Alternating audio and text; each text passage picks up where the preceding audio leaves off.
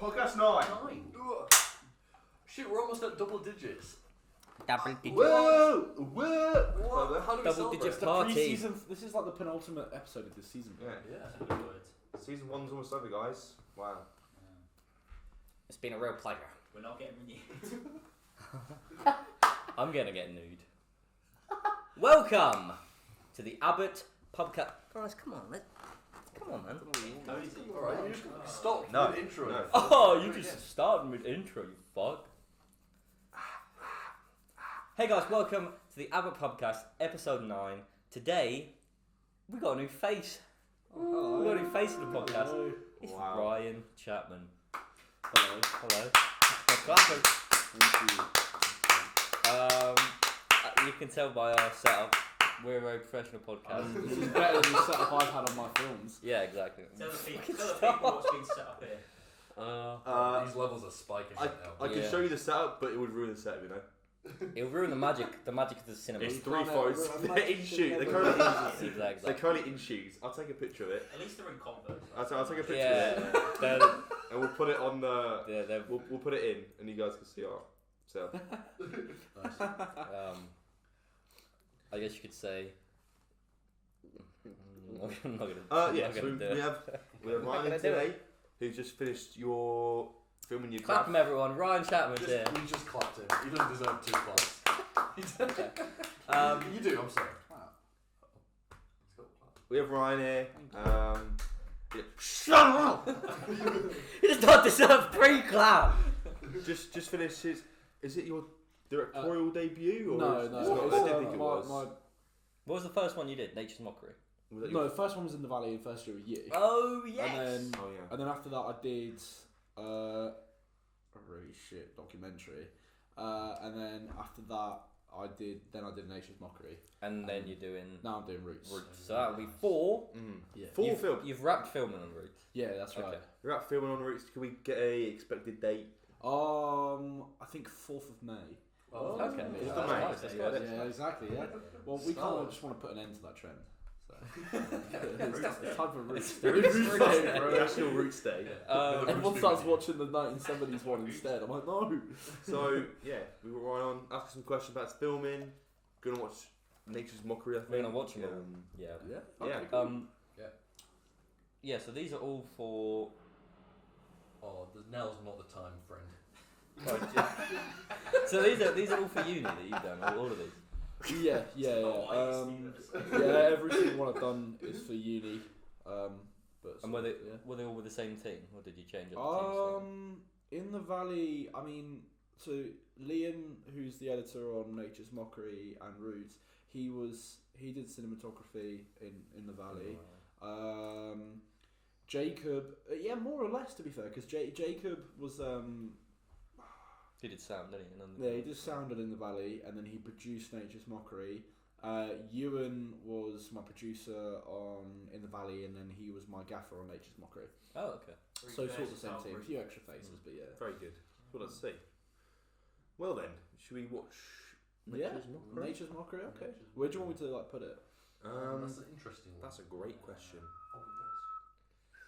Move the mics out. Put it on the floor. Put it on the table, there.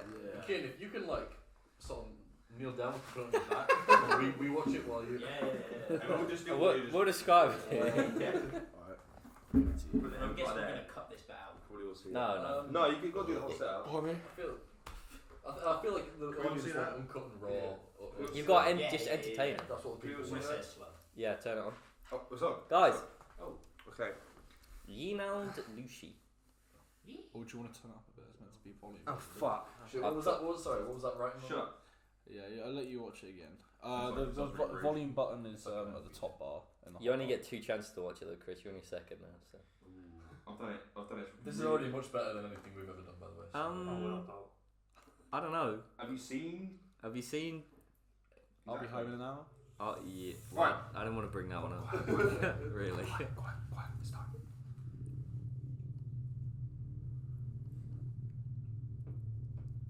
I love them until dawn.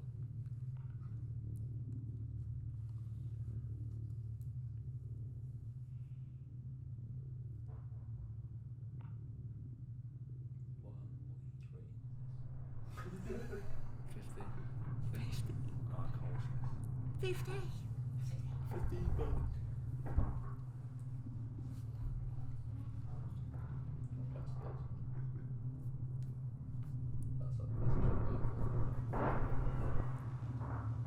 This is really good. Makes me very sad. It's depressingly good. Unless you print on your downfall. To make myself feel bad. Oh. What'd you get in? So you starred in it as well as directing. That's interesting. Our lead actor backed out 2 days So before the film began. you're essentially Michael B. Jordan in Creed 3. Oh wow. This is actually Creed 3. Yeah. Right now. I can hear it better. What was See, it that's like? Jonathan Majors dead What- on the sofa there. What was it like directing and acting at the same Why time? don't we watch it first? No. Then we can ask you afterwards. I wanna what were you thinking there, man? Sure.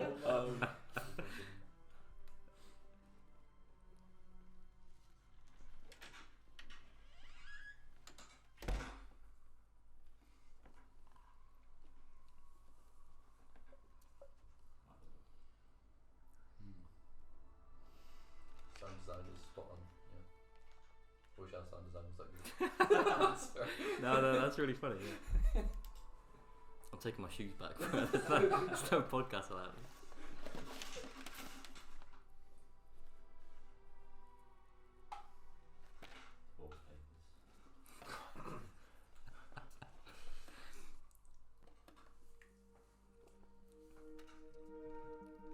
You call your kid. Cole. I'm the character of Cole. Oh shit. Okay. Small Cole.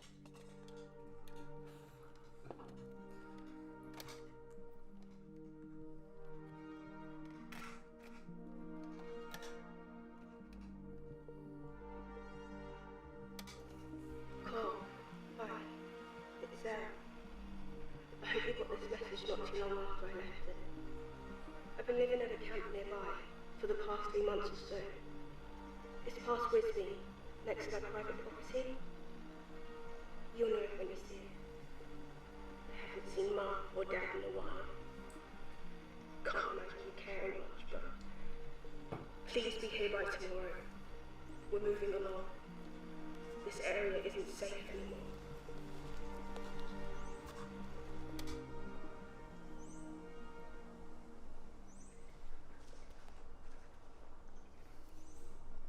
Are you wearing? Oh no. Okay. I thought you were wearing the same thing, but not at all. No. Came in cosplay for it.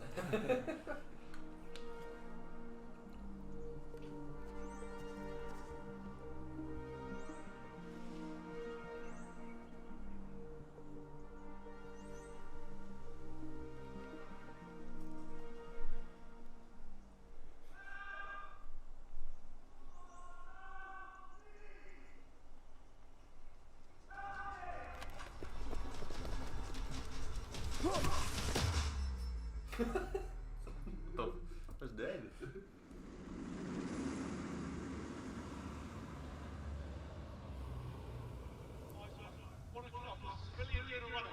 She's old as Thomas. Sergeant, she's got a bomb. Sergeant, what should we do?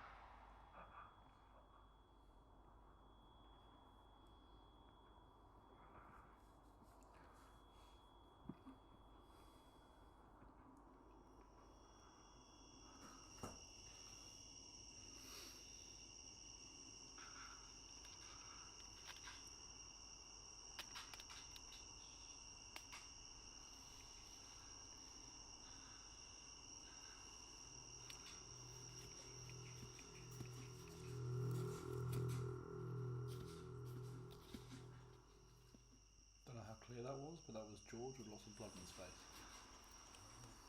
We should turn the lights off, really, shouldn't we? Yeah. Well. Still time. I mean, there's still time. Yeah. Rewind it, but that's good.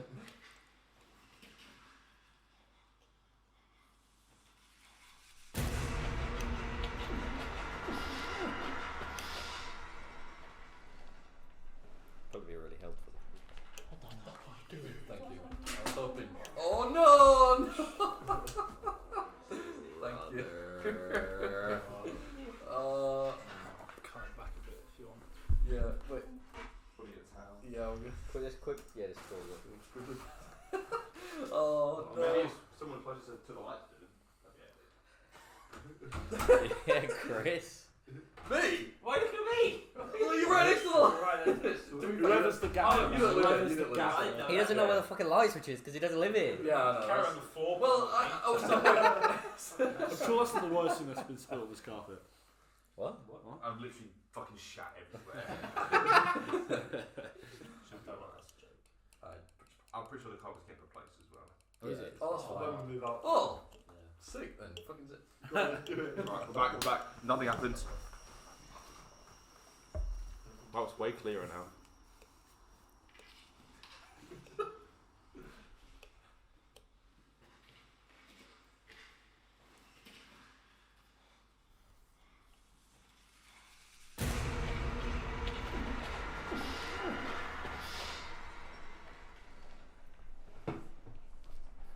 What the fuck are you doing? I thought I'd let you do this on your own.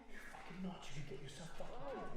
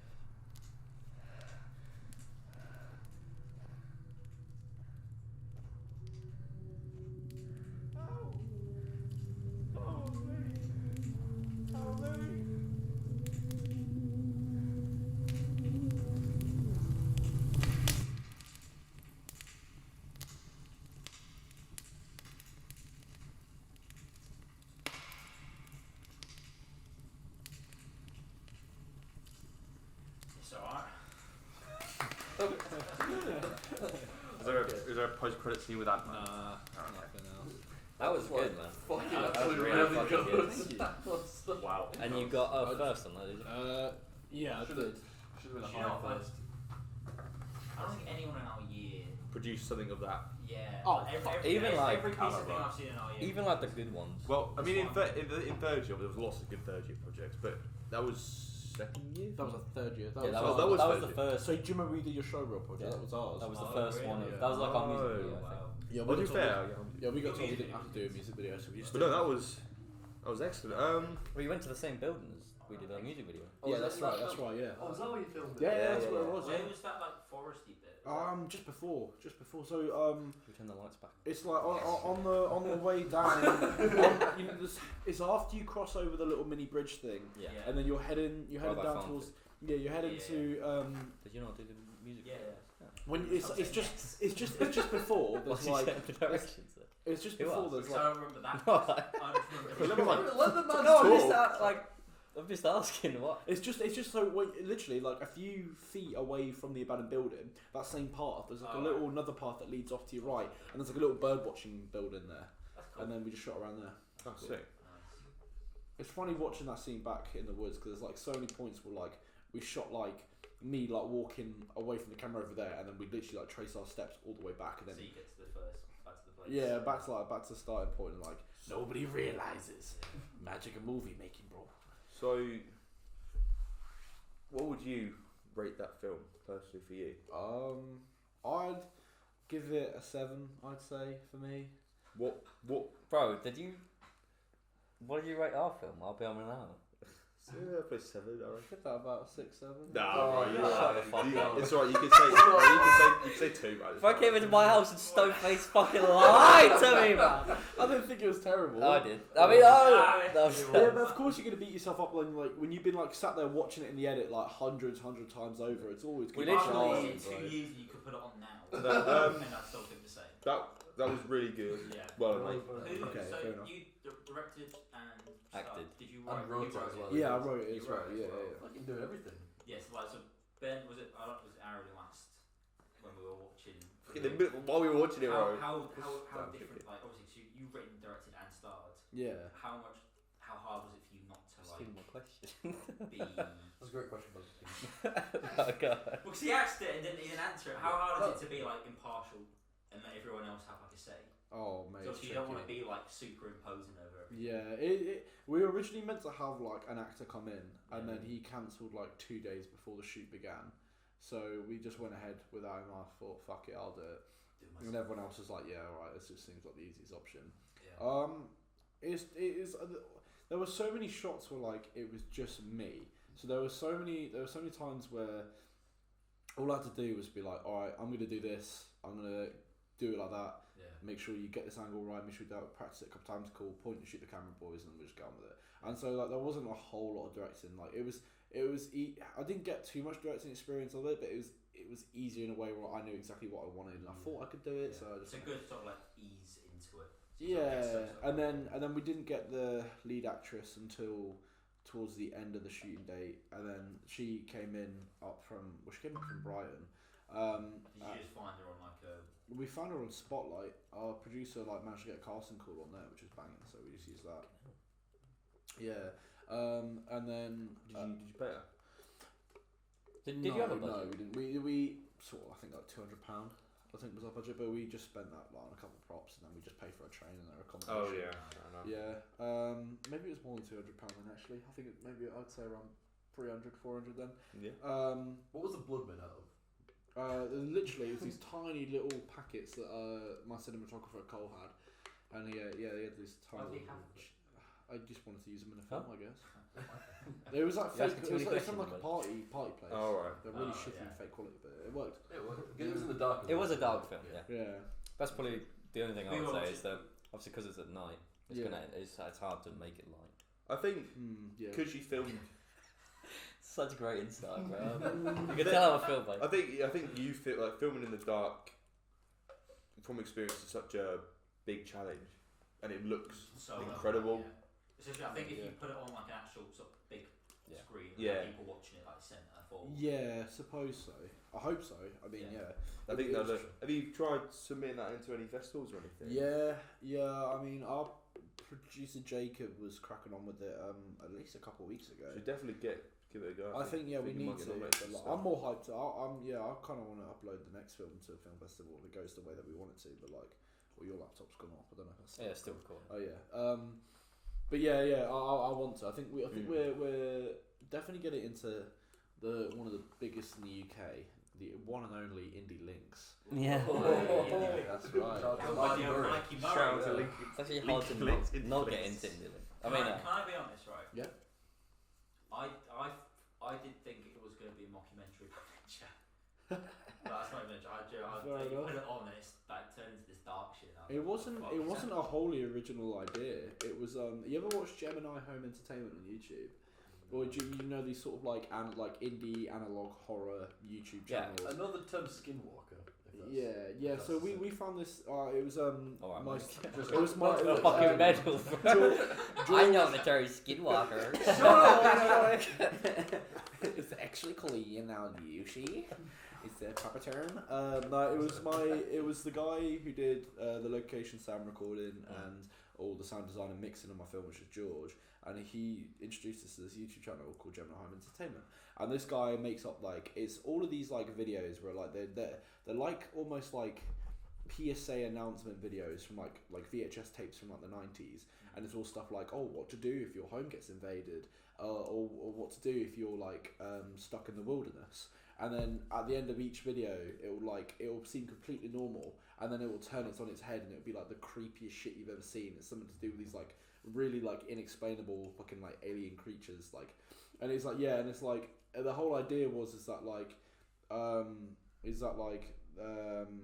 the sub story for it was this character was making up he had this character called like Jack something, and this guy was like trying to like spread the word on these like this like alien invasion on Earth, because like, and he was like these home announcement videos like, because they're called like in the video they're called like wood crawlers, and what they do is they're like these aliens that like they're all like look like red vines, and they're like they burrow under your homes and then like come up through the floorboards and assimilate you.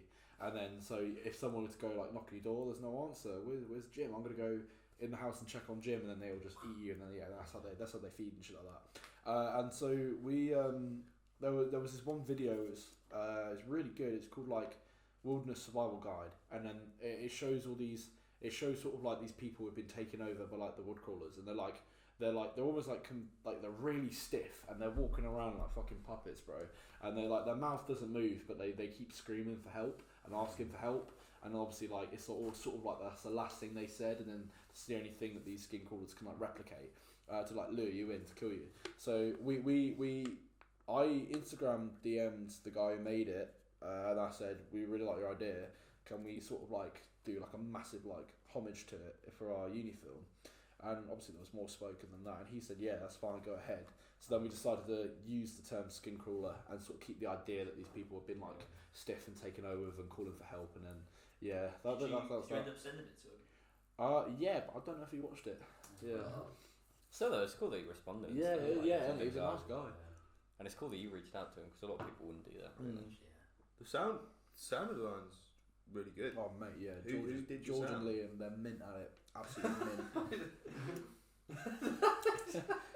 What put your turnover on your sound designer? I'll take it. That's really good. Where do you know where they got this stuff from? Did you do a lot of Foley or? Yeah, a lot of it was Foley, but you know the music track that you heard at the beginning of the film and at the end, Isaac made that for us. Wow, yeah, did he? so yeah, Peterborough-based musician Isaac McCormick, and he's asked me to. What's he still doing? Is he still in his? Yeah, he's band? still doing with the band.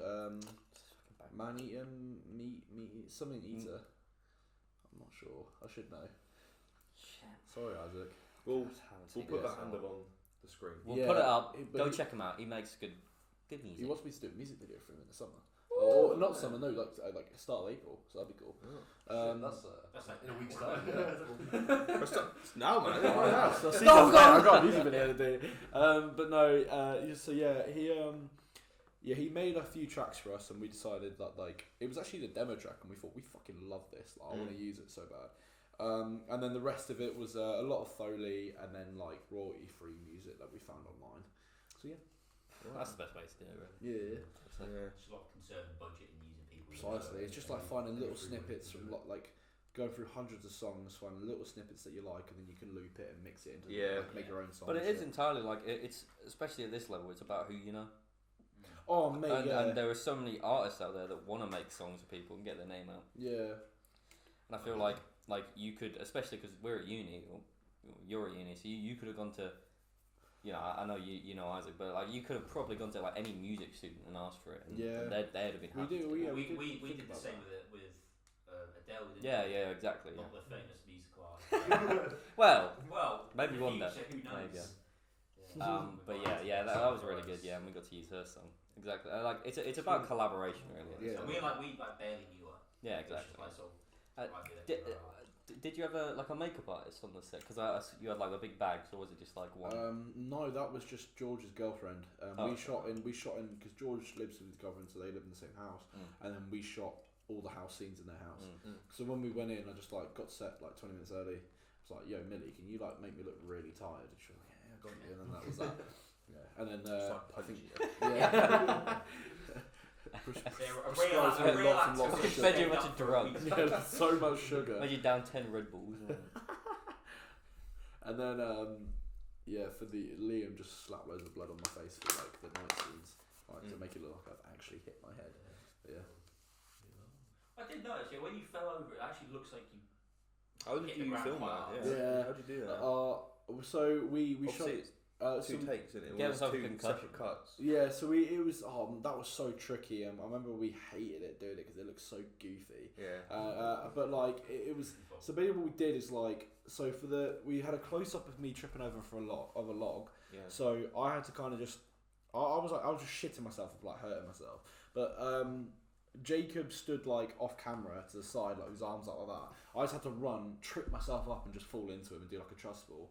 Yeah. And then for me getting knocked out, I had to lie down on the floor in the position I'd be, and then Liam and Jacob both like yanked me up. Oh, just did it Yeah, reverse. yeah. And then I just had to like make my head go limp Yeah. and then back to like. Oh, that's really. It was so that's tricky, really man. cool. But yeah, that's what we did. That's cool. I noticed that was reverse. Yeah, that was really Sweet, I'm glad. That's why it's like it looks like you. It looked like you really Yeah, had to bring your right. edge. So It's just they're good at their sound shit That's too. impressive. That was really Thanks, man. That's good. Yeah, You said it that felt, was it felt cool to do. Yeah. Would you say that was your trickiest shot, or was there another one that comes? Yeah. We probably would have just like. I Not was thinking allowed. just like hold yourself just off screen and like repeatedly fall into Speed you. up. No, I would have told us to not shoot it. the next shot would just be the guy knocked down. Now just be one shot of him running and like falling over and like the camera's still over here. He's knocked himself out for nothing. Alright, Jack, we're ready to do another take. No. Jack. Wake Jack. up. That's method acting, though, isn't it? Yeah, exactly. Yeah. We'd make him not sleep for a week before he goes to the set. So he looks really Jared tired. Leto does that. That still would have been bad. Whoa! If Joe let me watch this, I hate you.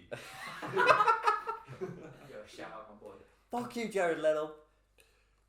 If you want to know about Jared Leto, type in Jared Leto 14. What? What? That's don't please don't type that in. Why are you backing him up? Who's Jared? Oh, I thought you were like looking for him when he was 14. No. Well, that's what would come up though. Yeah.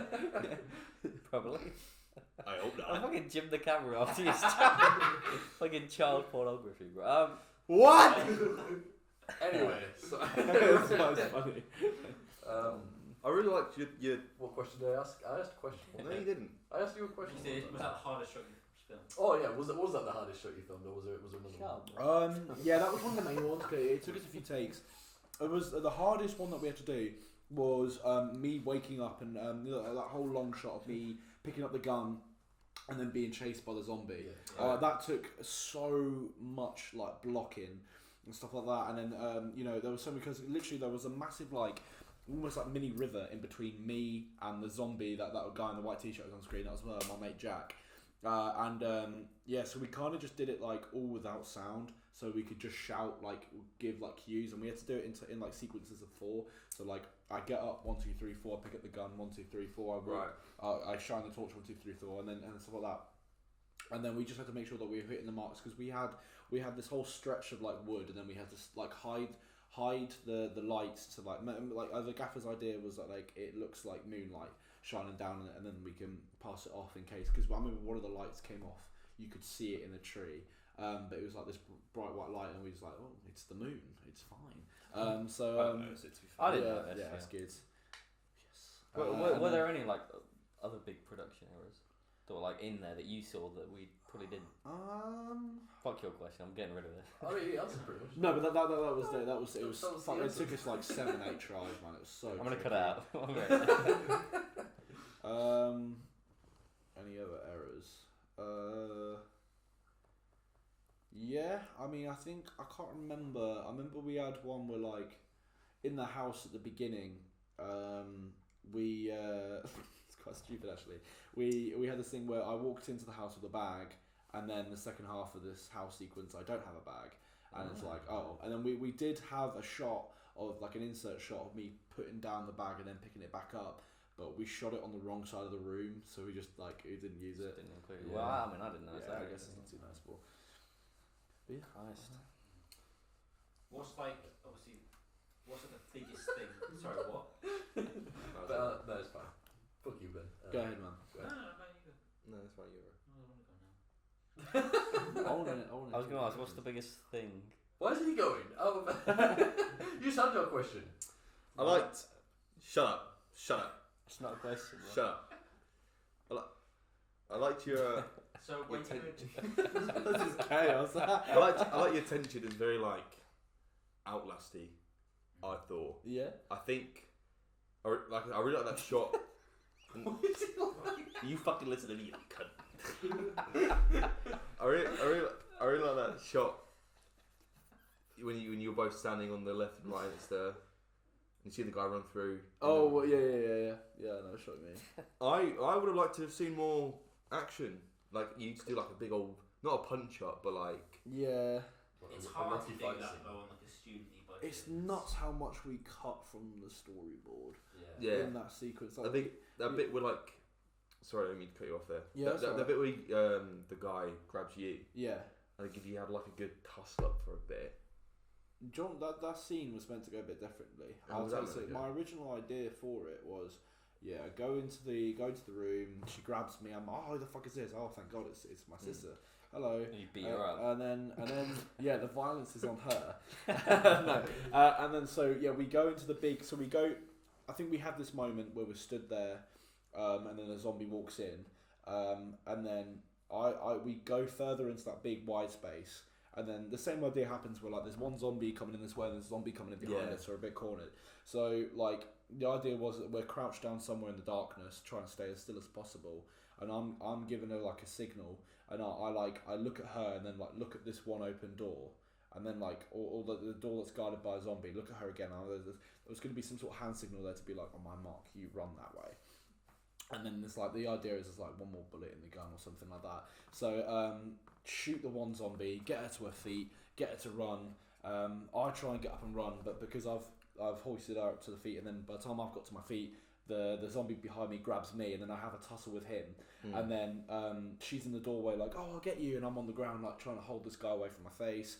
And as I'm doing that, another zombie walks in, and then the idea was that the camera was going to be like taken out of the room, and then like me resting on the ground with a zombie as another zombie just dives on me, and then we fall into darkness, and then you don't really know what happens. That was so fucking tricky to do.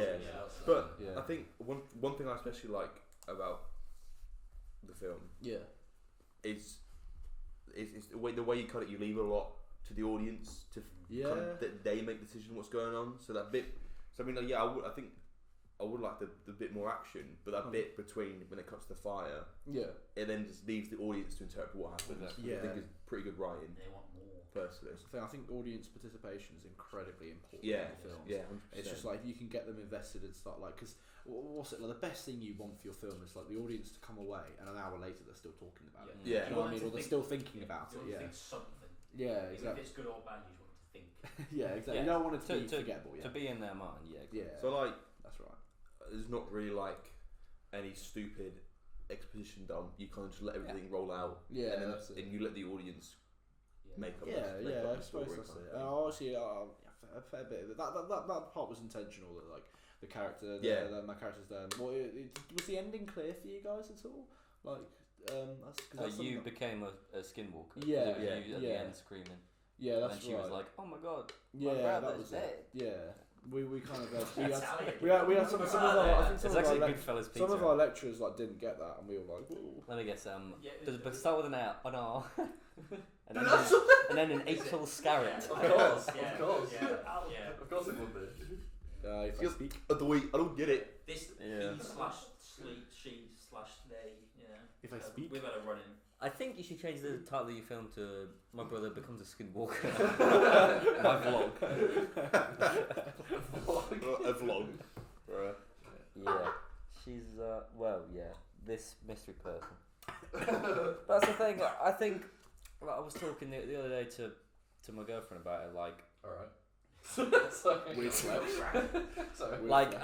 creative courses. Like, it's weird how they have a criteria to be marked. Like, I understand a course needs to be marked, but anything really creatively can't. Like, it's harsh to just be up to one person to judge it and then give you a mark. Exactly, yeah. Especially when it's art is subjective. There's literally like, you can look at the handbooks for like the university and it says first will be this. Yeah, this, exactly. This. Yeah. It should just be like sort of. If it's good, we'll give you a Yeah, but it five. should be like, is it shot well? Is Yeah, it- exactly. Yeah, that's what it should be. Yeah. Really. There are objective I ways mean, you can they- measure it. they but it's do. like, that's not everything. Obviously, It's they do not mark. It's not Based off necessarily. that, I mean, yeah, you can- you're right. Yeah, but even then, like sometimes when things aren't shot well, like some of the tutors would say, you know, if any shot's out of focus, it's No, bad. that's what. But some of that is shot, artistic. shot well. Yeah. Exactly. Like, does it fit with the theme? Yeah. Exactly. Yeah. I mean, it Like depends. you could who do like a marks found it. footage horror. That's not necessarily shot well. No, but it No. fits within What it- like your intention. Exactly, yeah, Yeah, but you can also measure your because we always do like a pre. I don't know Yeah. what it is, It'd but be like a- shooting, shoot something in a rom-com style and have it be a fucking horror film. Yeah. So you have this bright, sort of colourful. Actually, that sounds kind of cool. Write that down. Write that down. Write down. I think it depends who marks it, because when we did our music video, She does. Yeah. I thought our technical competence was really good, but the actual video itself had literally nothing to do with the music. But it was a fact that I think, that's the case with music videos, I guess. So I mean, it doesn't matter what you put over it. Especially with your sort of song was quite sort of like house. Sort of music, Yeah. Yeah, with that sort of, as long as it. I think if you like put that a good video time or with fun. 100 different songs, Yeah. it would still be the That's match good the though. same. No, but that's good. But my point is that one was marked on its technical competence. But if someone else marked it, and they might be like, well, the actual video doesn't Yeah. make it have anything to do with the song, then they mark it differently. But I'm a firm believer that films should be marked on how they're made. Yeah. Even if it was just like every single lecturer, I know this would cost, but it'd be so much time. But every single lecturer just gives their opinion and a mark, and then they average it out. Because if you get someone who doesn't like zombie films, Exactly. mark your film. The one you you're might talking get- about. Bias is a huge part. The you one might get a you're totally talking about. different She's mark. a documentary filmmaker, which is Yeah. nothing They against them, yeah, but they get a lot. she of documentary specialises in filmmakers. documentary. You know what I mean? It's just like I don't. She could probably teach me a fair few things about making a documentary. Yeah, but which fucking no one wants to do. There's such a big difference between fiction and non-fiction. Yeah, exactly. precisely. Yeah, even when you have your, I presume you had your sort of showcase moments where you had to show your film to a big room of the other students and the lecturers, right? So we've had that a couple times. And then each lecturer will say something different, and be like, me personally, I'm not a big fan of zombies. I wish that you had a really tender love scene. Yeah, And so other lectures are like, man, I fucking love that, man. Keep the blood coming, man. Exactly. And it's just like, you sort of do want that. Why people send films So let's make it out with a zombie. sort of different audiences and test screenings, because you want opinions from people who wouldn't normally watch. Yeah. And you want to try and get people who wouldn't normally watch that type of film to get them to watch it. Yeah. And it's not necessarily sort of bowing down to them and being like, well, yeah, we'll put that in. But it's about, it's funny. But it's about being like, I see where you're coming from. This wouldn't work because I can sort of see. It's funny you mentioned that. We did have a test screening for it, and we brought some mates in on the course, our secondary group. So they came in and they watched it and they gave advice, and they all said oh yeah, we really love it. Yeah, it's a really good film, guys, well done. So really nice of them. It's glad to hear they enjoyed it. And then this documentary filmmaker would be like, yeah, but why is it all action? It doesn't have to be all action and guns blazing all the time. You need to have this What about that film? Yeah. She was like, you need to have your emotional moments. And I'm like, what's wrong with an action film? What's wrong with making an entertaining film? It's an 8-minute film. Yeah. Like in an 8-minute film. How are you supposed to fit a tender love scene in there? Yeah, I know. It's 8. You've got. There was emotion at the end. Yeah, The girl even so, campfire. you have even for a third year film, the max amount of time they give you is 15 minutes. Yeah. Come on, we're better than this. You got to pick a lane. Yeah, I'm pretty confident that you could easily make a half an hour film as your next I- one. Why shouldn't yeah. we push to that? I think Why the shouldn't we third be pushed to year- that? Because with a 15-minute film, you're very limited in what you can do. Some people did make No, you're half an hour film. Yeah. Good on them. They got And they got the mark down for it. Yeah. Yeah, they got too long. The thing Too is, long. with a lot They of make what the- they They want. mark you down if you. It's too- well, they- they make I what think they they said want it's to too long make, for us good to on mark. them. There was a cap of 20 minutes, and if you went over, you get a certain percentage. Because they just You give me get asked to penalised. watch it. Yeah, basically. Well, it was the idea is it's supposed to be submit to festivals, isn't it? And they do some festivals that have longer Wait, so- categories. yeah. Do we say yeah, that? but- Yeah, it's not Sure, just no, short. it- It depends if you want to go for a short film or towards a feature No, film. yeah. length, Yeah. But the problem is that most students, I don't want to say this in a bad way because a lot of should do have a lot of potential to do great stuff in that film. Yeah. But there are a lot of people who don't have enough ideas to make a half an hour or 40-minute film. Yeah, true. And it just feels like a lot of wasted space. Yeah, but they don't work, and it's not just because of them. It's because like the sort of the facilities they have and the time they have to fill it. that's why I think third year, instead of like being a whole fucking faff about 2 different films, should be one. You do one film. Yeah. But it's and you work. So the first term you workshop the whole film. And then second term, you film it and edit it. It's a very good idea. We watched them, when we had other screening, we watched some terrible ones. Yeah, we watched There were some really like bad ones. amazing ones. Yeah, but then there was Who some was in fact terrible ones. whose was it? Oh. I watched one from your guys'. Remember Archie showed us when we were sitting in 18. Yeah, it was the one. I forgot you filmed it. It was your mate. Yeah, I'm Oh, pretty God. sure it was you. Yeah, Yeah, that was really Mate, that was Was that the one insane. with the teddy bears? No, that's It was a proper like Netflix worthy. Yeah, I can show you Literally. after. I've got Yeah, this. yeah, I've yeah. got like a Yeah. pre-finished. The one with the teddy Like, bears, I was watched that at the start of the year. That was a Jessica really good Billy's film. was really good as That, well. yeah. Was that the Curtain curtain Call. call? Curtain Call, that was really good. Yeah, there was so many. Oh, no, yeah. Oh, was that Jess Tooth's film? Yeah, Yeah, I yeah, want to that watch was that. really Yeah. We'll watch them all, Oh, nice. and we'll dislike them all. They suck. Go Go in in that that Jess. over an hour. It's not available anywhere. We made sure it was so racist. Didn't want the world to experience Actually, that. Huh? I might have it here. What did you do? I'm gonna watch it. Don't tell me you showed it to people. no, I've No! got I've never shown it. Oh. Good. My It parents is are on massive YouTube. Iron Man. Huh? It is on YouTube. Yeah, 0 views. It's got 900 Unlisted. Is it unlisted? Nah, no, it doesn't have 900 views. You Has it got can't- comments? Nah, Has it got comments? you're No. capping. This is terrible. There's no way it has 900 views, no comments. You're capping. I swear it It's does. not 900 Check views. Is it. it unlisted? Yeah, I've watched it 900 times. Oh, which one? I just sit there smoking. There's no. Fucking change that. In your dark room at 3 a.m. Bro. You're like, yeah, guys, I'm about to come off for the night. You can put on I'll Be Home in an hour. No shot has 900 views. 847. What, views? Yeah. Oh my. You what? Yeah. Who let him do it? How many likes? What's the like to dislike? So, ratio? okay, 2 likes. How many views? 100 dislikes though. Wait for it. How many views? 847. And then my script. Watching has 9 my likes. amazing acting. Oh Christ. Probably the only thing that. If anyone Your wants to acting watch is the my- best thing about Yeah, it. probably the only thing that did any good in our Then film. I watch my script pitch for 24 Hours in Prague. 24 hours in Prague. Yeah, bro. No, I'll watch that. Okay. it's on YouTube. All right, guys. Now was we've come this? to this. Is that what I Now watched? we've come to the No, segment. what? Sorry. Now we've come to the segment where we read out over on Instagram at Abbot Productions. We read out the questions. We put up a story that says, any questions you want to ask Ryan? Up on the Instagram story. So let's read out the questions now. You ask all What? these questions. I'm gonna Okay, that's the end of the segment. That's the end of the Instagram story segment. Nobody asked any fucking questions. What do you say? Where you going? Oh, you got the right question down. Yeah, I'm gonna piss. Oh, okay. Alright, no, yeah. I'll go then. Or a beer. He's gonna get Huh? You want a beer? Yeah. Let's go asking for Beer runner. Yes! Ran. Oh, get me one, my there. Gone wrong. Yeah, I don't. Okay, let's get rid of that.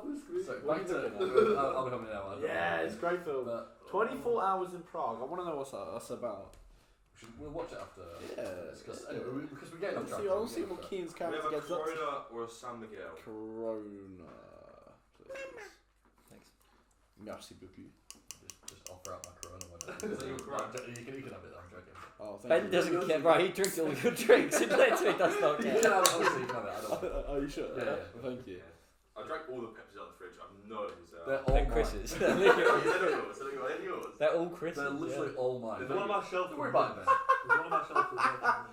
Don't- No, they've been in there for ages. He's getting Chris. You need to keep your stash in They're your all room, bro. Chris's. You're getting robbed. You're getting blind robbed. So, but anyway, apart from the thieves in this household, yeah, that film was genuinely really good. How long did it take to film? We shot it all in a couple of weeks. That's nothing. I'll be on an hour. We shot over about a month. Wow, I was just in the bathroom and I looked at Instagram and I saw a question. Oh yeah. It was crazy. So say you went back and you had the same crew, same time of year, just next year. Yeah. What's the biggest thing you would change? Oh, okay. So just saw that on Instagram. What are the good questions to ask filmmakers? I'd like to change the length of it because I feel like we. And then that way I can include more stuff in it and like a bit more exponential detail, story detail. Because I feel like it was probably a story that would have been better in like a 20-minute film or something like that, rather than just crammed into like 10 minutes. So was it 8 minutes? Was it? Yeah, it was 8 minutes and a half. Do you think? Would you say you had another 10 minutes? Yeah. Are you wanting to add just like more dialogue? Which bit would you add? The end. I'll just do the end. Get cooler payoff, better action scene. More scene with the daughter. Maybe like more. No, sorry, not the daughter. She was the sister. Like more. Maybe like clear out her character a bit more and flesh her out more. Yeah. Maybe you had like a segment where it was like you're doing your thing and then it's her side of that story. And yeah, how exactly. you both in the end, kind of thing. Yeah, a bit like our music video. And we try to hint at the character having like experiences in the past as like a soldier with like the army papers. Yeah. Was he the sergeant? Was he the one saying? No. So the idea was that they didn't really make it up into the final film. But the idea was this character, and it was like because we thought if he's got this gun. But like he's not using it a lot. Why isn't he using it a lot? So we thought that he's afraid to use it. Why is he afraid to use it? Because he had a moment in the army where he was discharged because he accidentally shot a civilian. And that's what we. And then we tried to make out like because of this incident he was haunted because of it. He abhors violence, and now he's forced into a world where his only option is violence. It's good. And it's just interesting. It's good for actors to have that. So even if that sort of doesn't make it into the film, it's good to have that in the back of your head. It's a lot what happened in Roots as well. Yeah, so much character planning went into that film, and I'm very glad because of it. I do think what it was missing though was a comic relief character. Like take a dog for example. Yes. It was really missing. Like you should have got Nick Frost. Nick Frost should have been there. I think one of the zombies. That Jerry Seinfeld turned up was like, why are you getting turned into a skinwalker? When one of the skinwalkers like came to attack you. You should like hit him on the head and like it rewired his brain and he'd be like, "What's going on, guys?" Like speaking to the camera. Or if like the skinwalker, that's just brilliant to live. That's how it like, is. I really hate those ugly skinwalkers. Oh God. Did that just happen? Yeah. It says at the end. Oh yeah. You get fucking eaters like. Oh no way, dude! Sarah, I'm so glad I come to rescue you from all these skinwalkers. There's one behind me, isn't there? Suddenly he gets taken out. Who's that? It's me, Joel from The Last of Us. Oh, cheesy peeps, man. Cheesy peeps, man.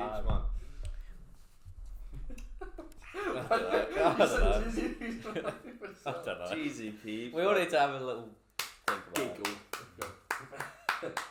That's good. You don't have to look at these questions if you don't know. Have you actually got some questions?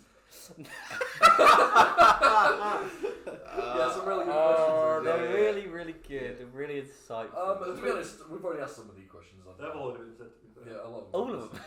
Not all of them. Most of them have not been said. And most of them should not be said. Just flash it to him. Well, some of them don't. Some of them don't really look at. Some of them don't really make sense.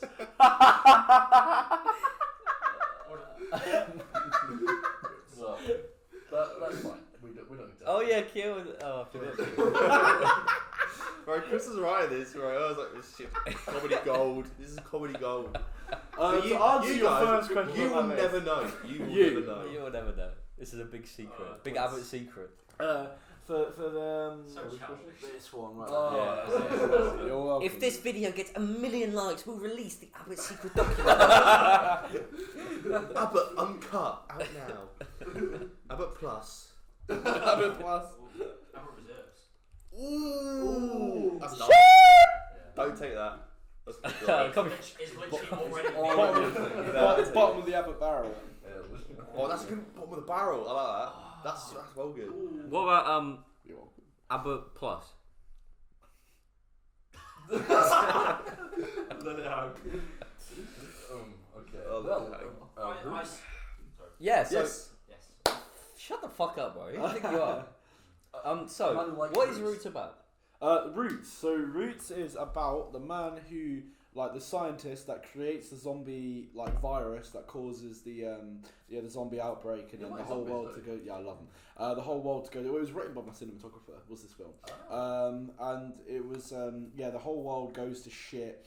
and he's like, he starts like developing a really shitty mental state because he goes like into hiding, and then X amount of time down the line, something clicks within him, and he thinks, I want to undo my mistake, clear my name and hopefully my reputation, and try and like go back to like the place where it all began, like the hospital, and like find a cure and save humanity. And then he's doing this, and he can't trust his own mind, and he's sort of hallucinating this this woman, his wife. He doesn't know if he's imagining her or if she's really with him, and then it sort of plays a part into his journey. So yeah, that's what that film's about. Oh, that sounds good. That's the one that's coming out May 4th. So are you sort of like a is that, do you think you will be like your specialty, like horror, like supernatural horror? I thought about that. I guess like it's what or you just like make whatever you enjoy. Or do you think you'll have I think I'm very much confident I'll be able to make whatever I enjoy. Like I remember our initial idea was never to make a second horror, and then Cole wrote a script. Yeah, exactly. Cole wrote a script, and we were kind of stuck in the mud for what we were going to do for our second film at the time. And we thought, we got this, let's roll the punches, let's get on with it. And it took like lots and lots of we really wanted to get the script right, so we went through a few changes. I think the most important thing was making sure the dialogue was like saying what it needed to say. But like the story was really good. And yeah, the story was really good. The set pieces of the script were really good. Sorry, Ryan, she's laughing at me. I know, but Aaron finds everything funny. Sorry, keep going. And then we kind of thought, well, at this point we are making another horror, yeah. And it was sort of like, well, there's no point being like, we can't be asked to make another horror. We can't ask this. We're sort of like, we'll make it our own, and we'll use. Well, yeah, we decided to view Nature's Mockery as a concept film. Did that proof of concept? Nature's Mockery does feel like you want to make that into a larger thing. Yeah, that's it. And then we've got about anywhere from 13 to 15 minutes. I think it's going to be. We're still in the early stages of editing, but yeah. So obviously this is the biggest film you've made. Yes. Right. It's your baby. It's your baby. My darling. Till the next one comes along. That's right. Forget about the other. Get rid of the middle child. Get rid of the middle child. And it's also your biggest budget here. It's your big budget. Quite a big budget. Nearly £2,000. How did you do the fundraising for it? We just. That's my budget. There you go. Well, we created a crowdfunded video. Cole created this crowdfunded video for us, and we got all these video footage of our location. Sort of like telling what the story's about. We start showing all these sketches, like to show some scenes off, like from the storyboard, from shot lists and stuff like that. And then we had these sort of like a meet the crew type thing in the video. And then we went all out on the page and like had all these like really cool graphics for it, and like all our statements and our photos and everything like that, and like what we've done before and what we want to do next, why we want to use your money. And then we were just very, very lucky with the amount of people that donated. So yeah. What? Sorry, you go. So how did you effectively utilise this budget to make your film? Yeah, so... I stole my question and added words. Bro. There you go. Trying to make up the word count. No, yeah, that's okay. So a lot of the budget went really on location and actors, and that was it. So we used Nocturne Hall for our ending sort of second half of the film. For the finale acting, it's this massive abandoned RAF hospital. It's like 20 minutes outside of Lincoln. Is it Bracebridge? That's down that way. I think it's past there. And it's such a cool place. And we managed to get in contact with this woman who semi owns the land, and she runs tours for this whole place because it's been shut down since 1983. Right. And it's like I can send you over the photos. Yeah, it's mint. It's amazing. How much is that? That cost £900 for 3 days of filming. That's 3 days actually isn't that bad. So So we got that, and then the rest of the money we spent on getting the actors down, paying for their stuff, and then giving them. Did you wage. find them like spotlight as well? No. So the lead actor was a man named Luke Lindemann, and he was fucking incredible. I think I saw his Instagram. Yeah, we got him on Mandy, and he's London based. That's the film. We fed him a shit ton of MDMA, and then sent him through this abandoned hospital. Get him a torch with a camera, all dressed up as zombies, and chased him. Nightmare. And then the actress was my good friend Mel, who I studied acting with at college. And she's gone on to study acting at the Arden School of Theatre in Manchester. Ooh. And now she's she's brilliant, mate. And now she's back down in London, and she's working on getting herself some acting work. So we gave her you thought you just people you know. Yeah, it's what you know. Well, we're fortunate enough to I was able to cherry picked a lot of the crew and cast. For the film, and I thought, we need a light. We don't really, because it was only in my core group. It's 5 of us. So it's me, the director, Cole, cinematographer / writer, Liam's our editor, George is our sound recordist, and Tate's our producer. And we thought, okay, well, we need someone that we know how to do. We need someone that can do gaffering. My friend Ewan, who I've known since first year, and he's really good at it, and he did it on Nature's Mockery. And we thought, let's just see if we can use him again. And then my friend Will, we got on originally as a first AC, and he kind of ended up being an additional camera operator, and he knows his stuff with his camera. My friend Joe, or Jen as he likes to go by, came up from London as well, and he brought a drone along with him, and so we got lots of footage on this drone to use around the place. It was cool, and then he just took loads of behind the scenes photography for us, and played a dead guy in the film as well. So we just kind of just sort of who's because we want to go all out on it. Yeah. And we know it was so tricky. It could be so overwhelming with working with such a big crew at times, but it'll make the film look good, and that's all that matters. So yeah. How many people were there? 12-man crew in total. Yeah. So as a director, how did you go about managing your whole crew, and is there any point you thought it was it's a lot of people? Yeah, the first and second day were really, really tough, and it was I don't mean to I guess it comes with a bit of an experience, but my producer wasn't fully confident in his role, and I get that, and I guess he'd done what he thought what he should have done to prepare for it, which is good of him.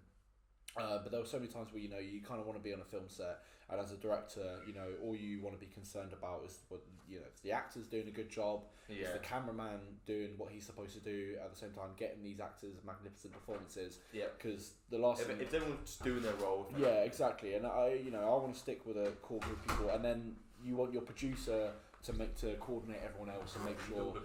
Exactly. Because otherwise, there's just so much for one person to think about, and it could be really overwhelming. And that's what sort of happened. Effectively, it was a lot of times where people would be coming up to me and say, "We're unsure of what we're doing next. We're unsure of what we're doing. Should we be standing around?" And I'm like, "You really should have been told this, but this is what's happening." Was it?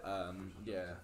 Was there any times you were you stopped and you're like, right, look, we have to go with this again, and we tell everyone again what's going on? Or? Yeah, on the second and last day there was a sort of a moment where we noticed on the first day it was tricky all throughout, and on the second day we had a bad first half of the day and a really good second half of the day, and then the last day we had a really good start and then a kind of a slump second half of the day. And then when it got to the second half of the last day, we were sort of all right, we're just we'd love to get this, but we do not have the time, and we've got it out here by 6, so let's just move on. Build it for a certain amount of time, and it was just sort of tricky, and there were times where obviously frustrations ran high at times and like that, but they're bound to because it's a very stressy situation. So but I think everyone realises at the end of the day, once you've overcome that, it's got a high payoff, and exactly. If you take 5 minutes just to kind of, if you're like, look, you're not doing your thing, you need to do your thing better. Yeah, that's right. At the end of the day, once you've made the film, that it will be better because of that. Yeah, that's it. The most cliche thing in the world, but you don't turn up to a film set and expect everything to go well. Everything will go wrong. That's the first thing you should expect. I think that's one of the best things about filmmaking is like it's like problem solving Yeah. in a time crunch. Yeah. Like, And then you'll watch your film and you'll be like, no one else knows, but you'll be like, look, this scene looks really good because we did some problem solving for the scene. Or that kind of thing. but that's the thing. Like, at the end of the day, it's almost more about you than the audience because like what you said, like, you know, in Nature's Mockery, there was a mess up with the bag, but none of us noticed it because it was like, it's literally like what 10 seconds of the film. Obviously, when you're there filming it and you're watching it back, you're like shit. You know, so you film the pickup thing for you basically. Yeah, exactly. That's it. Then so there's a lot of times in there where like and part of the beauty of filmmaking is learning how to problem solve, and it's like because you can have your whole storyboard and you can get to the location thing, and it all goes like that. And you're kind of like, oh, actually, this shot's going to have to be changed a bit different because the location doesn't really work. But I think we got about, I'd say we got 80%. We stuck to the storyboard. That's good. The shots, That's good. which is really good. Which I'm very happy with. Yeah. But sometimes the things you adapt like come out better than what it would. Yeah. That's right. Because in spur of the moment, you might be like, fuck, this shot's like... And there was a lot of that happened where sort of, you know, and it was great because it was just a combination of lots of people just sharing different ideas. And you know, I was lucky to have my friend Will on the shoot, and he had so many times where he's such a lovely, bubbly guy, and then he'd have these real sparks of like, Cole, what if we change the camera shot like this, and then what if we have the next shot like this, and what if the next shot like this, and we thought, that's pretty cool. Let's go with that. Let's do that. And then we were really happy with what we shot then, and it was nice. That's good. Yeah, like having faith in your crew, that's especially right, in DOP, is got vital. That's right, man. Yeah. I think that's why like so many, you know, famous and successful like directors and things, they have people that they stick with the whole time. You know what I mean? Like having good work relationship. Exactly. Yeah. Because when you find someone that you really gel with, obviously the more you do it, the better you'll get together at working together, and if you have similar ideas and you know how each other work, the end product is going to be a lot better. You know? Yeah, exactly it. I mean, did you enjoy it? I did. I think there were so many times where I was like, I'm stressed out my mind, and I was like, I'm confidence got defeated at points, but I think ultimately, looking back on it, you know, it was a really unforgettable experience. But now I guess you've learned so much stuff going into your next film. Yeah, that's right. Exactly what not to do. Yeah, precisely. Yeah. You have another film lined up? No, I have another project. I have another project lined up, but not a film. Yeah. What's the project? Can you speak about it? Yeah. So we're making a music video for Isaac McCormick's. Oh, sure. Yeah, that's right. Yeah. Are you doing that with people from uni then? Or? Yeah. So we had a call about it a few weeks ago, and then we had a call about it on Monday. And then we're just gonna hopefully kickstart shooting.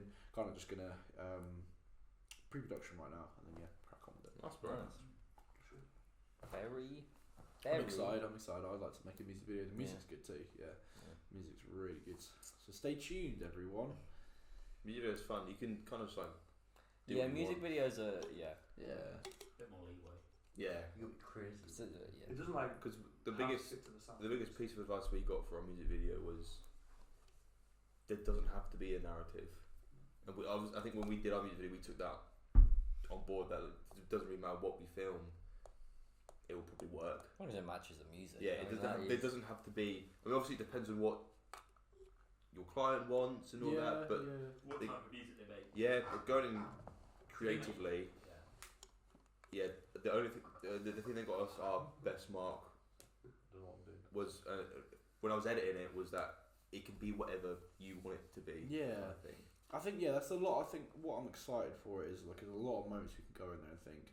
Yeah, let's get a shot of you band members and you just go skits on your instruments and that look cool as fuck.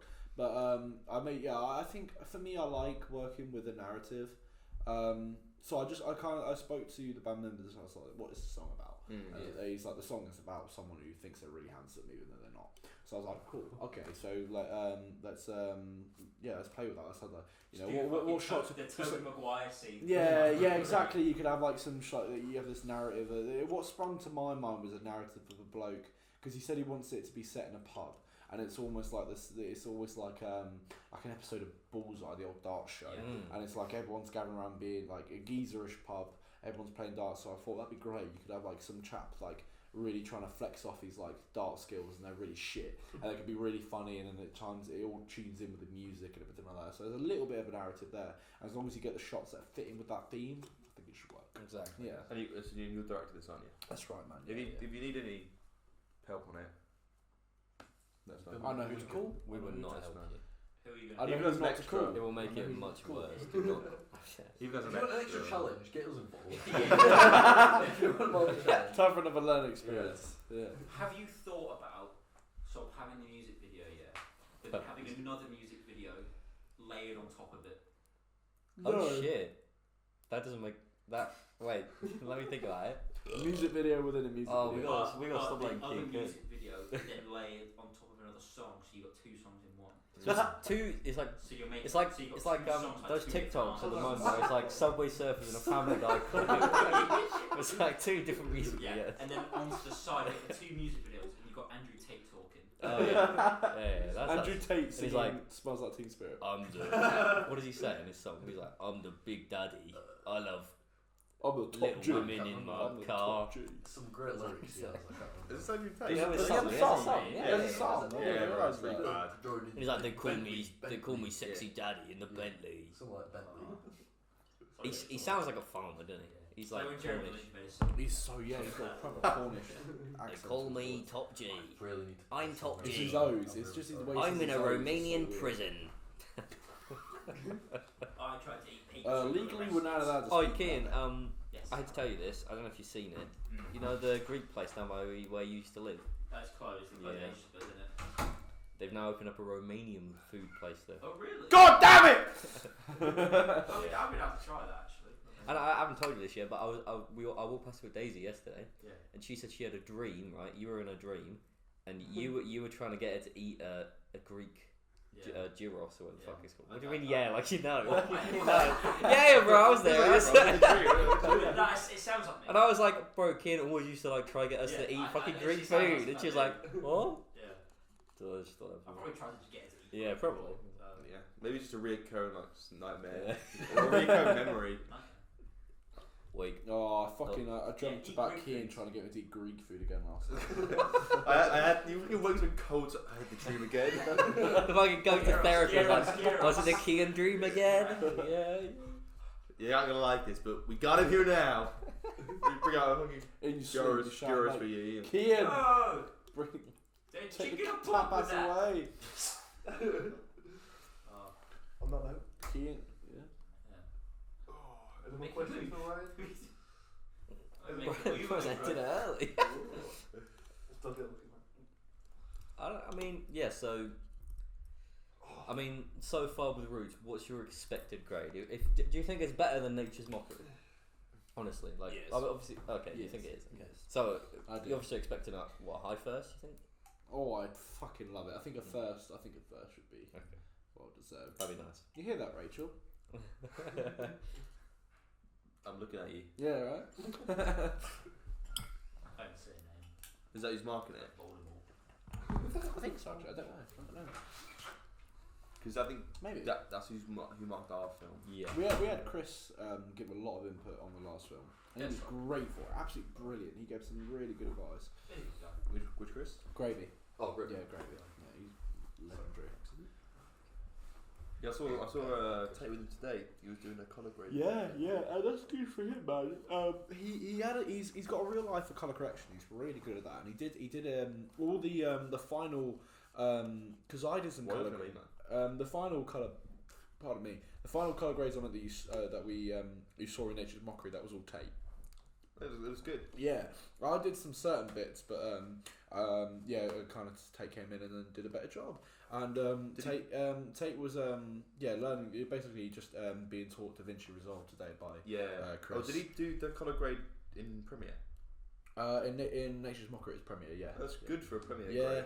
That's it. It was like Chris's advice was just like really crunch down on the shadows and like make it look like it's dark, and then you want your blacks to be really black. Because I was like, I was looking at it, I thought, even though it's like nighttime, I was like, I still want a bit of grey. I still want to be able to see it. And I was like, no, you really want it to be like, because if you're watching that on the cinema screen, it's like mint. So I was like, yeah, fair enough. I guess you want to make films for your cinema screen, not an iPhone screen, right? Yeah, so yeah, that's right. Depends on your philosophy. Yeah. Yeah, I mean, yeah, it depends if you want to make analog or not. Yeah. It's like Scorsese being like, you shouldn't watch films on. Like, shouldn't watch films. Martin Scorsese. Hey! Thanks, Martin. He's spitting facts. It's just like. Films should be accessible. I'm Martin Scorsese. That's what he sounds I like. don't agree with that. I love making Martin films. Scorsese. He's just saying that because he's like old and like. He's a problem. It comes from the time of. If I ever win an Oscar, I'm gonna even if you're not there, I will bully you at the Oscars, Martin Scorsese. Even if I'm. Well, I think even if you have if you have a really good pair of earphones, a really good headset, right, or something like that, and you watch it on its really good sound quality, you just watch it on your phone, it could be just as immersive, man. I mean, okay, not just as, but it can still be a really good experience. Cinema is dying.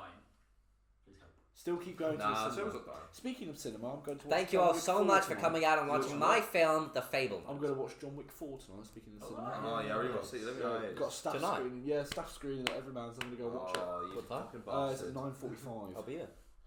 I mean, if I can bring a +1, I'll let you know. But yeah, I'll also be there. That'd be tricky, yeah. We can wear like a really big jacket. What if we all call us John Wick and they won't know which one's which? Why? We're like, I need a gun. I need a gun. I need a bag of popcorn. This isn't the Matrix. The guy from John Wick died. Keanu Reeves. Lance Reddick. Lance Reddick. Yeah. Keanu Reeves died. Huh? Lance Reddick. He's quite young to be fair. 60s. Lance Reddick. From Destiny 2. Have you heard of I saw this video of didn't know like, he was in Destiny. everyone, all the players at Destiny like going around his Yeah, house. they're like big funeral. The day before he died, he was playing Destiny. Yeah. That's so sad. All the fat nerds gathered. Yeah, it's sad, isn't it? That he was playing Destiny. That's so sad. That's so sad. Should have been with John Wick 8. Imagine he died, he was just playing Gang Beasts. While playing Gang Beasts. Yeah. As soon as his character gets tackled off screen, and like it comes up going ding ding ding, like he just dies. Turns around, he's full leash. Well, I feel bad we're just laughing about it. yeah, sorry. Rest in peace, Lance. I don't know. Anything else? Anything else? Anything else? I don't have any more questions. What did you think of the Uncharted film? You like Uncharted? You seen the Uncharted? No. Oh, never watched it. Never watched Uncharted. Never ever. Don't. Right, let's watch the Uncharted film and then we'll come back. Uncharted Podcast 2. It's, I was made to watch it. They drugged me and made me watch it. We didn't drug. They drugged me and made me watch it. It's so bad. I've heard it. The only drug we gave you was love, man. Oh. They literally like and a lot of put needles in my arms. Yeah. I like sat on the. What is that? You have to summarise like what is needles bad coming out about my it. arms. I haven't seen the film. Yeah. Nobody's fucking listening to you, bro. And like I had all these needles in my arms and they just. Who's he talking to? He's trying to describe how he was drugged watching Uncharted. But yeah, if you had to summarise what was bad about Uncharted, what would you say? Maybe you should go watch our podcast. Probably everything. No, what was in the podcast was it would be an okay action film if it didn't have the Uncharted label on it. Okay, yeah. But because it does, as someone who's played the game, I expect so much more, and I wasn't getting any of that. Yeah. Also, Tom Holland's terrible in it. Yeah. Did you know that? Born plays Chloe's really bad in it. Because they Chloe planned to do an Uncharted film for years. Mark Wahlberg was supposed to be. He'd have been a better Drake. Yeah. But what? He got too old. He got too old. But he's from Boston. They were like, we're doing the film, and he was like. Yeah, it was in development hell for years. I'll be a bit old, but I'm still playing. They're like, no, that's all. It was either because Nathan Fillion sort of was like begging for the role for ages. Did you watch the short he did? Yeah, it was amazing. Brilliant. It was amazing. Him or Brendan Fraser would have been fucking. Oh, Brendan Fraser would have been nuts Yeah, if he was. it's like mummy Brendan Fraser. Yeah. Both would have been amazing. Nathan Drake, but no, they got Tom Holland. Even Stephen Lang as Mark Sully would have Wahlberg been brilliant, would be and a high-profile casting. I don't know why they didn't go with that. They probably just had to give the role. Mark Wahlberg's probably a fat Hollywood dick, so they probably gave the role to him because he was like, "You said I was going to be in the film, bro. You give me a role, bro." Yeah, that's literally I think I even think as playing Sully in the film, we still can play Drake.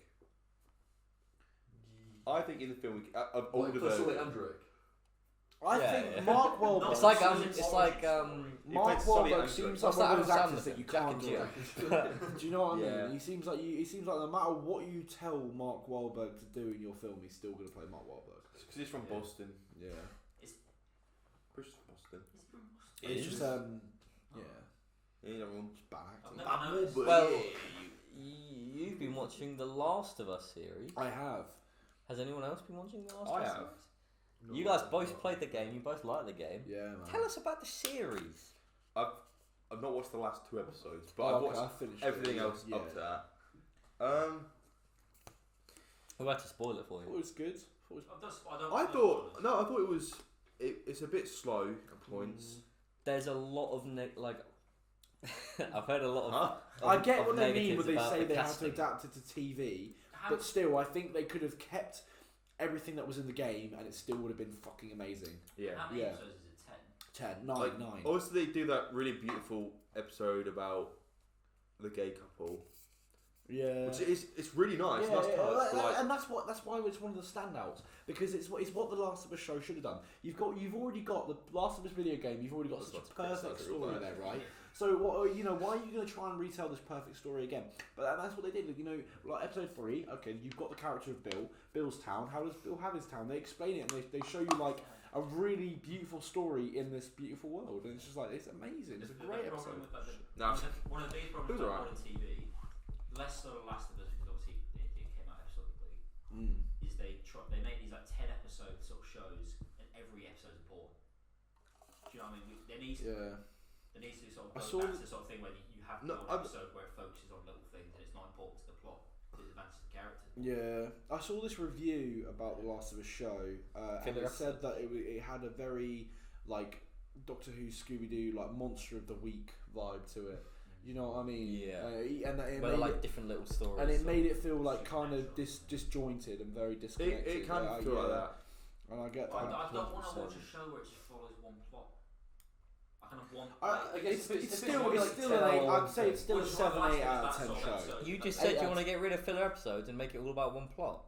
You said well, not you don't want filler, but you want. I think. Yeah, most like. I mean, the build. You need little moments with characters where like they're not advancing the plot, they're not doing anything. Oh, I thought you said you don't want that. No, I do want. Oh, okay. Yeah, I do want that. If it wasn't such a beautifully written episode, I wouldn't have seen the point of episode 3 personally. It is a really good episode. Didn't damage control for it. But it is. I mean, and it does somewhat help the plot, but it is mostly. I want that though. But I like the fact that the writers said we need our own kind of episode to do, and they did their own thing, and then strayed a little bit away from the game. Yeah, because that would draw me in more than just a direct adaptation from the game. I've seen it all already. You're not expecting this episode. I've already watched PewDiePie play it. Yeah, I've literally, I've already seen. I think the TV series should have had PewDiePie in the top left corner. His gaming chair. Yeah. And then he gets on the. The one TV show that sort of did it. They one TV show that tried to like have. They had like 1 episode. One of the emotional scenes. Yeah. And like Joel's like holding his like dead daughter and he's like crying and she's all bloody and shit. In the top corner it's just like Felix like shouting in Swedish. Yeah. Sorry, yeah. You were saying something. Mate, yeah. You were saying something nobody cared about. Intrusive thoughts. The first season of Stranger Things, they have 1 episode toward the end where Eleven goes off and hangs out with some like punk people. Oh, that's not the worst episode. They do it wrong, so they have it like as the second last episode. So you can't build up like a massive plot and then just have 1 random episode. Yeah. Just completely done. You have to sort of have it fit in well, even if it doesn't advance the plot.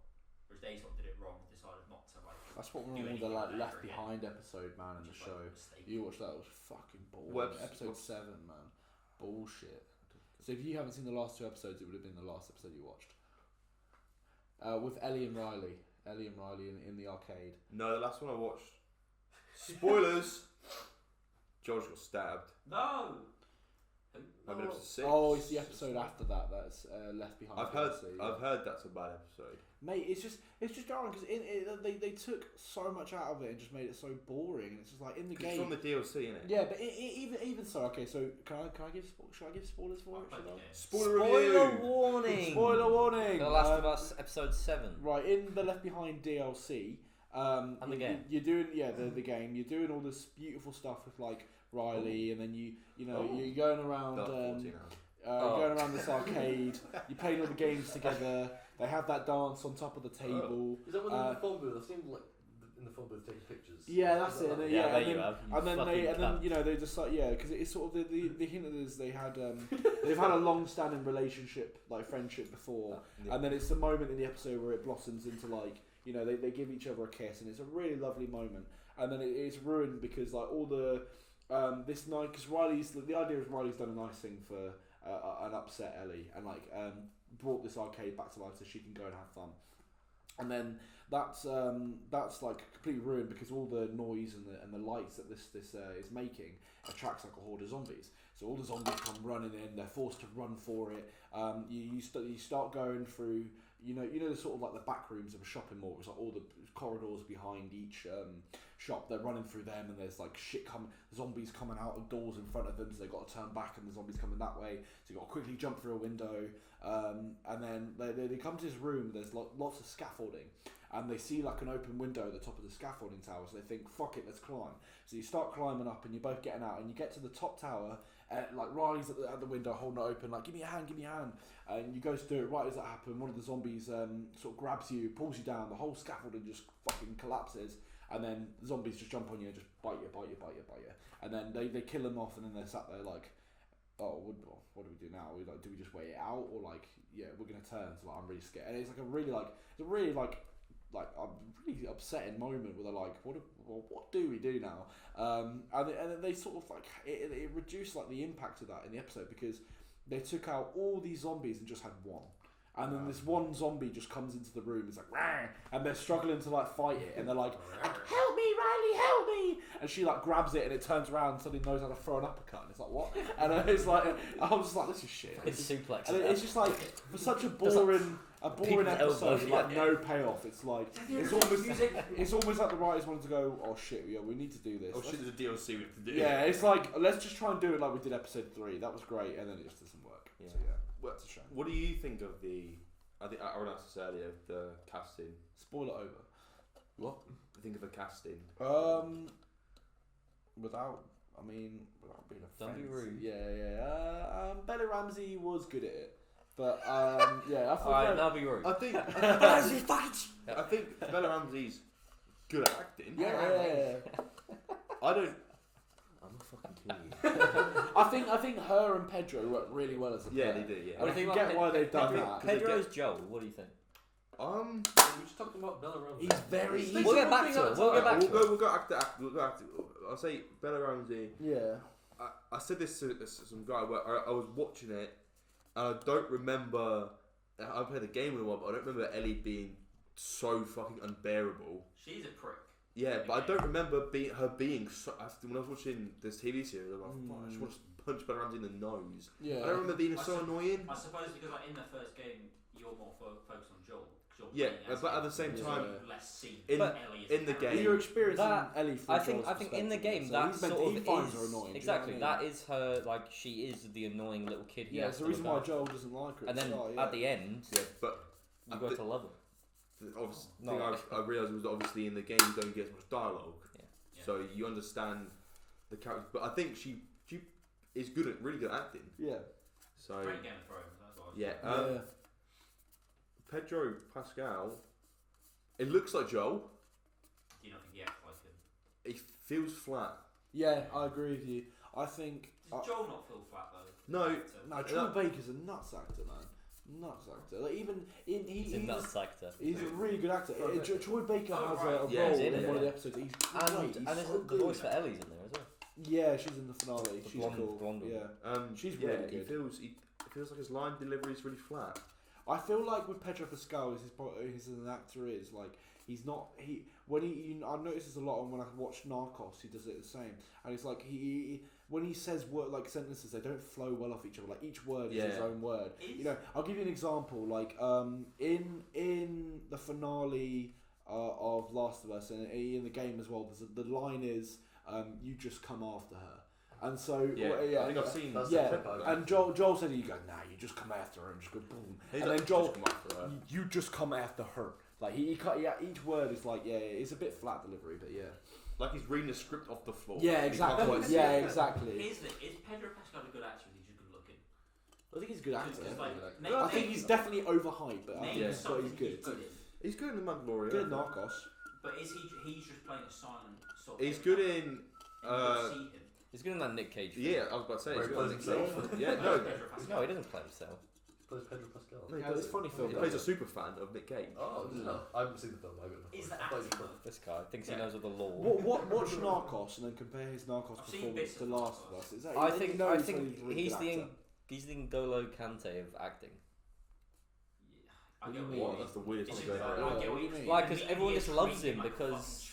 Yeah. Exactly. Like everyone's like, oh, Pedro Pascal's a handsome. But he's become like a weird daddy sex symbol. Yeah, it's real weird. And it's the fact that he plays into it and he calls himself the I'm your daddy, I'm old. Yeah. But yeah, I think he's flat. I liked the one who played Tess, but obviously, spoiler, she dies really early on. Which I think when you were talking about the whole bite thing and it was like what to do afterwards, when Tess got bitten and she was trying to do that lighter thing, I thought that was a really good scene. Yeah. I also really like the scene where I don't know why the zombie had to fucking kiss her though. Oh, that was really weird. Yeah, right. The zombie actually kissed her. I really like the scene where just like lips in her, and then it's really weird. It's actually it's really weird. And it's like thinks out of mouth like starts going down her throat and shit. Yeah. Like, what? So I sit up. That's really weird. That's so weird, man. Oh, you put that on right now. We all want to try it though. Oh, what? All the fungi coming out of her mouth. What, lips of zombie? I think my favourite part of any episode so far I've watched is when I forgot the kid's name, the deaf kid turns. Why are you laughing? Sam or Henry. Yeah, when he turns and he attacks Ellie, and then brother immediately just fucking shoots him and then kills himself. Oh, in the game that was so much better. I don't get why they changed the dialogue. They changed it to in the game. It's like in the game he goes, "It's all your fault," and Joe's like, "No, it's nobody's fault." And he's like, and bang. And then in the game, in the film, he's just like, "What did I do? Oh my god, what did I do? What did I do? What did I do?" You just fucking know what you did. Shut up. It's dumb. It's like silly lazy writing. Basically, if you killed your kid, get over it. What was his brother? If you killed your brother, get over it. Okay. So if you kill your kid, you can't go. It's not your fault.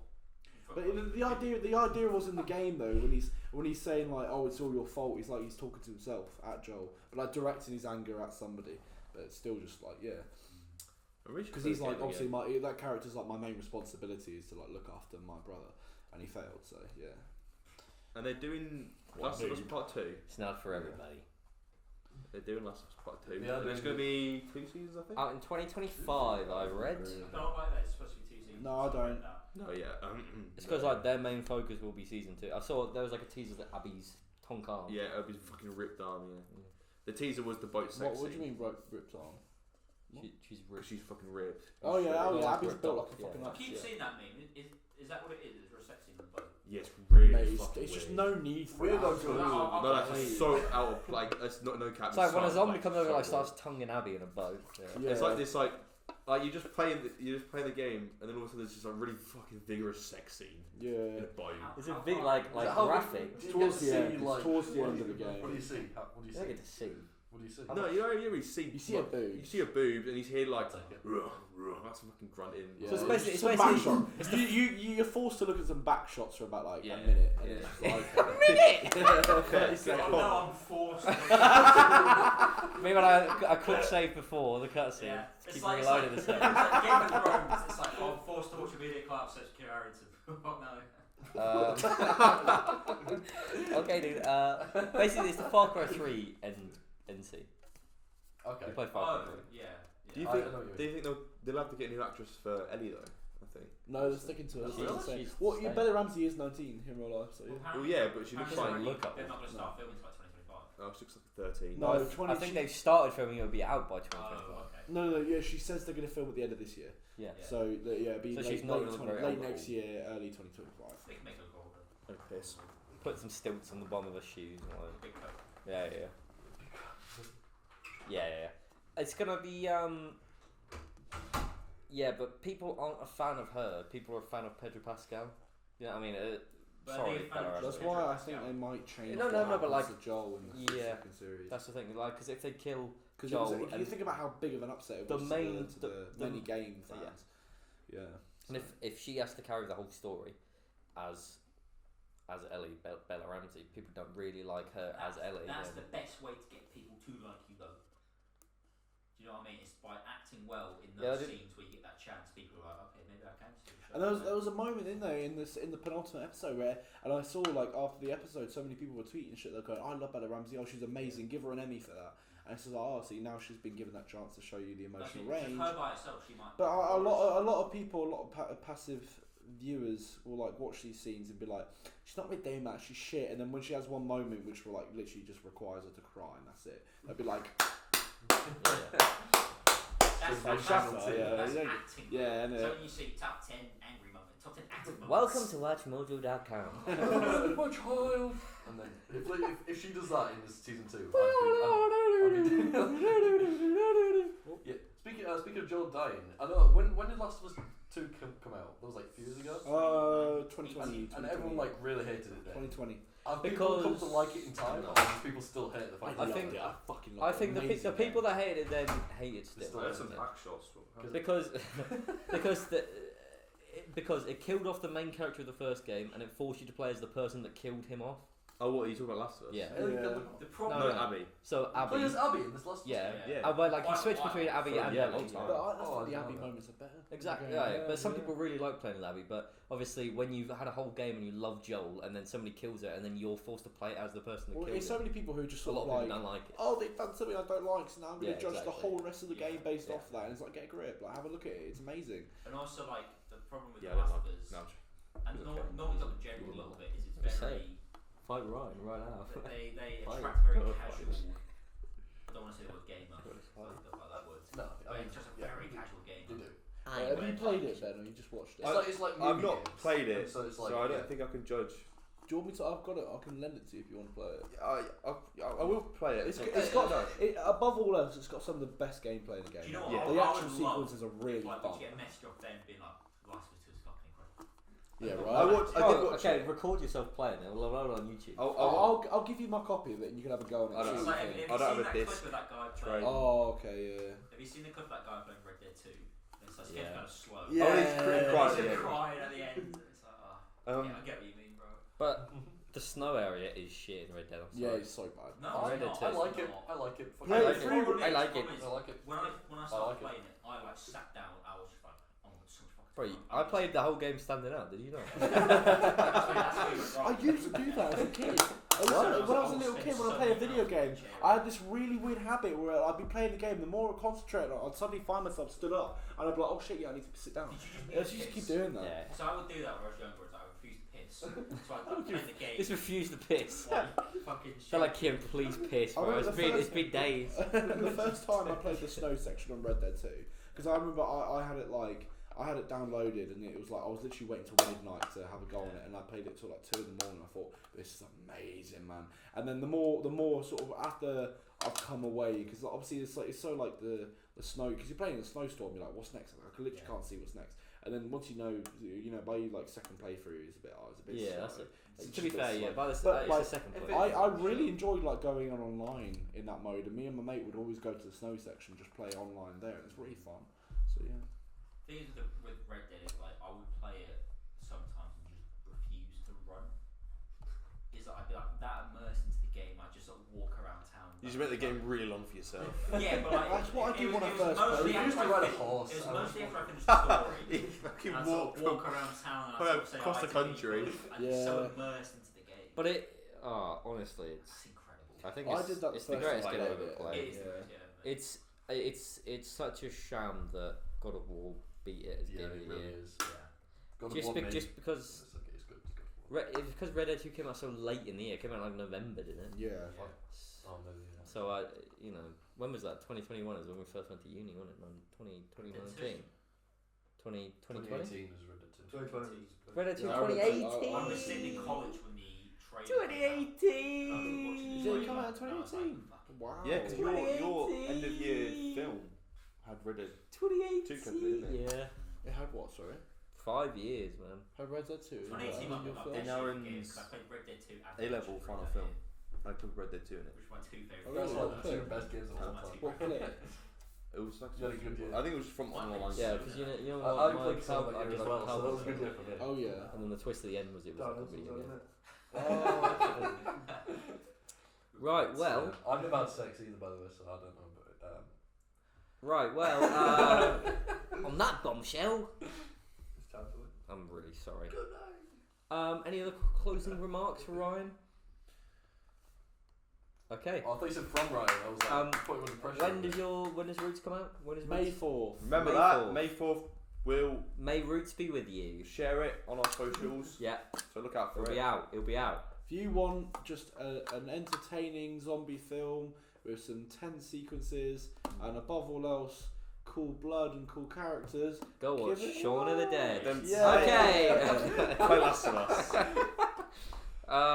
Thanks so much for watching. Tune in next week. We'll be talking about Rye Lane. Rye Lane. Okay. Oh, for fuck's sake.